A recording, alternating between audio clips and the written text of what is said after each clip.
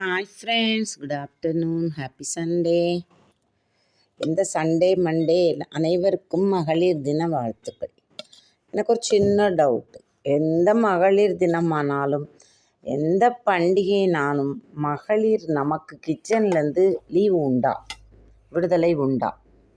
இதுக்கு மட்டும், இந்த கேள்விக்கு மட்டும் பதில் கமெண்ட்டில் சொல்லுங்கள். என்ன இல்லை, நான் மட்டும்தான் அப்படி கேள்வி கேட்குறேன்னா எனக்கு மட்டும்தான் அந்த டவுட்டான்னு தெரியலை. ஓகே, சுட சுட சாதம், அப்புறம் நல்லா வெண்பூசணி, தடியங்காய், ஒரு தக்காளி, கொஞ்சம் மஞ்சப்பொடி, 2 பச்சை மிளகா, கொஞ்சம் தேங்காய் எண்ணெய், தோரம்பருப்பு வேக வச்சாச்சு. அவ்வளோதான் இன்றைக்கி மசாலா. நோ மசாலா குழம்பு ரொம்ப டேஸ்ட்டாக இருக்கும்.